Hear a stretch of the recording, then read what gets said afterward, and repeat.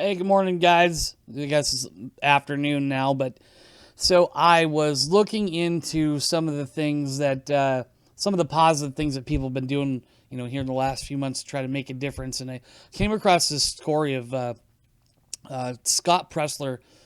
He's a guy that I guess he's some type of gaze for Trump, or I know that he's a Trump supporter.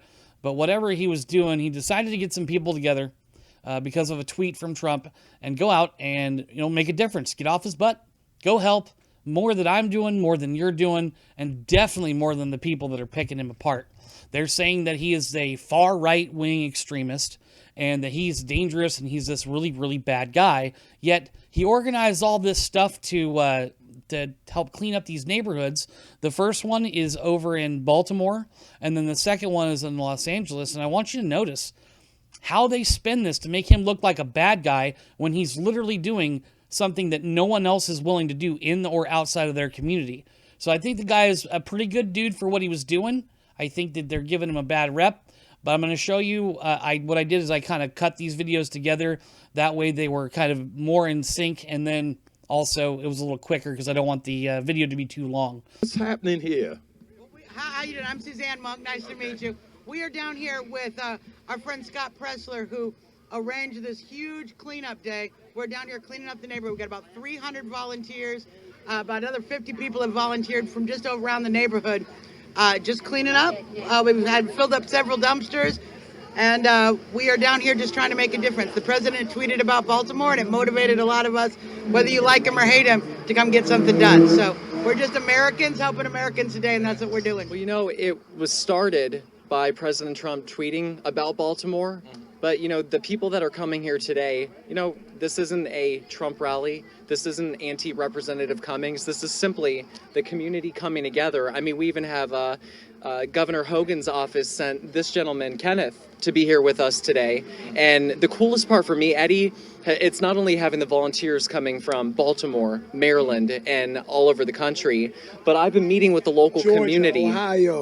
Georgia, Ohio, Pennsylvania. Yep, they came all North Carolina. But the coolest part has been listening to people like Louise, Miss Dupay, Grace, Lawrence. They live here. This is their community, because we're going to go back home, some of us. We need the Baltimore community like Mr. Roussan to be able to work with the people that live here to make sure that this alley doesn't go back to what it was. The whole goal is we don't want to put a Band-Aid on the situation. We want to work on a long-term solution to this problem. Okay, can I ask you this? Yes. Because I think, and I'm from this community myself, Yes. I do a farm right up there. The problem in this community, the main problem in this community is not the garbage, although that is a problem. And cleaning it up. Not the garbage on top of that roof right there? Yeah, no, it's not the main problem. The main problem is unemployment. Okay. The main problem is there's no employment for young people here. The main problem is that 50% of the youth in this community can't find jobs. Yeah, I mean, we would see that issue if those, what you said, the folks that was not working, then they should have been out here cleaning their community. And now we have a change where this young gentleman tweeted on a national level. I'm here on the on a grassroots level here in the community as a person who ran for state senate after the most powerful man in the land. And like you said, it's not a political thing. Activist, I'm doing this 24/7. My wife, I don't even know if I'll have a wife by the time I get back home, because I'm always about the people. The nation. This ain't a political thing. This is a developmental thing. Baltimore. Okay. And you know what? It's just not jobs. The problem is People in your community need jobs too in Southwest Baltimore. it's just not jobs. That's what I'm saying. It's just not jobs. People need to get off the drugs. Once you get rid of the drugs, that part of the problem is solved, because then people will be able to go get the jobs. A lot of places don't want a lot of places don't want to hire because of rap sheets. They have a lot of people have rap sheets in these hoods. Nobody. Yeah, because there's a disproportionate amount of people being locked up in these communities that aren't locked up in the white communities. You know that. Oh my God! No, it's not. It's not. That's not true. We having a good day. You're- Everybody here together. you're having a good day. With all of that. You have 75% of the people in the prison system here are black people. You might not be aware of it, but I'm aware of it. Norfolk is the same way. First of all, I think they ought to start where they live because this around here it's all over America. It's not just here in Baltimore. They need to start in Westminster, West Virginia, and all those places before coming here and telling us how we need to live. You think this is going to have any impact on whether or not they come out and vote for Trump? Absolutely not. This is just a ploy for Trump to try and win the black vote. Absolutely not. And you coming around here cleaning up, that's not going to change anything. We wasn't given this world. I mean, we didn't make this world. We were given it. You act like it's our fault that these conditions are here. It's not. But that's the other half of their tactic. I think we talked a bit about that earlier, Gerald, and your thoughts on that, which I thought were really interesting.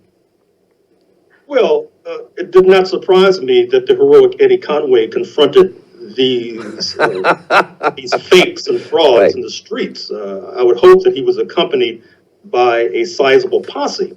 But in any case, I think that this fraudulent theater was not directed at the residents of Baltimore so much as they were directed at a national audience of so-called white suburbanites who sleep better at night when they think that they are not supporting a white supremacist and neo-fascist when they are deluding themselves into thinking that they're supporting these nice people who are going with brooms into Baltimore to help to clean up the streets. There are badly perceived ideas about the homeless community, but these are smart people. One gentleman in there has a human resources master's degree. These are very smart people, and I wanted to come in and give this different perception of the homeless community, that they are thankful, they are helping us pick up the trash. They're actually out with us right now, sweeping, bagging, helping to make sure that we're cleaning up the community with them as a team. And what do you think of these people coming out and cleaning up and taking their time to volunteer? I think they're angels. They're angels, you said? I think they're angels. And not very many people can do this type of debris. This is what you call massive debris, which means individual. How long have you been living in this area? I've been here for 3 months. 10 months? 3 months. 3 months? Yep. How does it make you feel to see these people kind of taking the time out of their day, cleaning up the community here? It tells a lot about their character. I guess they actually really care about the condition of living that we are, because not even the city cares about homeless people. They see not only us, it's just around the whole county and everywhere. It seems like they don't care, and it shows really. It feels good, that they're actually doing this for us and take the time on their own and be here doing the thing for us. I don't know if it's just me, but it seems like that those guys that were commenting on this whole thing are a little biased towards anyone who doesn't agree with their elitist views. The guy calling him, that this is dangerous and this and that. I just don't understand. A guy out there actually doing the work, and you're sitting somewhere saying that he's bad and he's just a faker and these are fake people. What is wrong with you? Why aren't you helping? Why aren't you doing something about it? You're commenting about it. I'm sitting here commenting too. It's not like I'm better than them, but at least this guy's doing something. Give him some credit, all right? He's not it doesn't matter if he's far right, far left, or wherever. It matters that he's doing something. The lady there in the middle that he's interviewing, saying that the trash is not their fault, and this is just a ploy by the white people to get the black people to vote for Trump. I don't think that's what's going on. I think what it is simply a guy decided maybe someone needs to do something, and he can use his Twitter power to get enough people, I think it was like 300 people, to get in there and do it. I think that's commendable. I really appreciate what he's done. Hey, you guys, if you like these videos, please subscribe. I got crypto links at the bottom. You can donate and help me grow this thing, and I want to keep talking about these cool issues. And I prefer to do positive stories, but man, I'm having a hard time finding them when people are so mean to each other. All right, love ya.